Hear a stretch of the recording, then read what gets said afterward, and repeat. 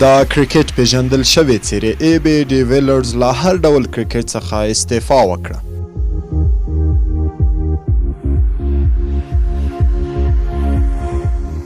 د نړیوال کرکټ پیژندلې څېرې AB de Villiers له هر ډول نړیوال او سوداګریز کرکټ څخه د 32 کلونو په عمر استعفا وکړه. له 18 کلن په زړه پورې او تاریخي کریر وروسته د سویلي افریقا هیواد او د نړۍ نامتو کرکټر د تل لپاره د کرکټ پرېښودو پرېکړه وکړه.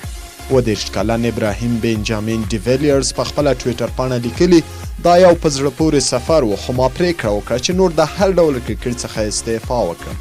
د کرکټ مینوال به له دې وروسته په میدان کې د AB de Villiers هر اړخیزې او 360 درجې شپږیزې ونه ګوري. AB de Villiers چې په مستر 360 مشهور دی په کرکټ کې داسې ریکارډونه په خپل نوم لري چې په راتلونکي نږدې کې د ماتېدلو هیڅ څرک نه لیدل کیږي.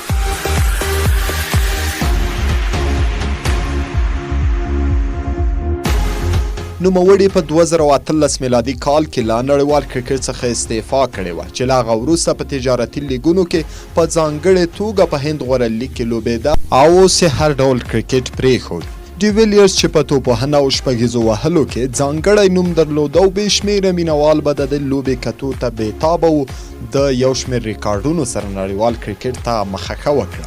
نوموړي په یو ورځنیو سیالیو کې د چټکې نیمه سلیزې ریکارډ چې په 14 توپونو یې وهلی ده، د چټکې سلیزې ریکارډ چې په 11 توپونو او د چټکو 150 منډو جوړولو ریکارډ چې په 4 توپونو یې جوړه کړې له ځان سره لري.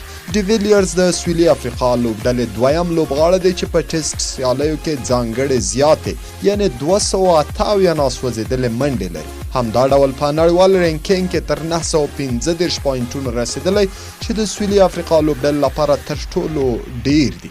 نوموړي په 114 ټیسټ سیالیو کې د 50.8 منډو اوسط لري چې ټولې 8915 منډې جوړې کړې او 22 سلیزې وهلې دي.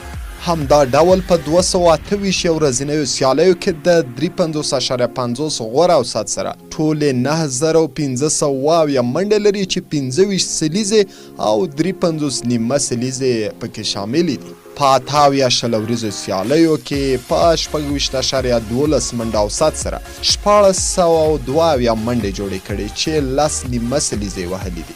سربیره پر دې په یو شمېر تجارتي لیګونو کې هم ونډه اخیستې ده. ډي ویلیرز په هند غوره لیګ کې 104 لوبې ترسره کړې، په 40 اوسط او 151 سټرایک ریټ سره یې ټولې 15112 منډې جوړې کړې.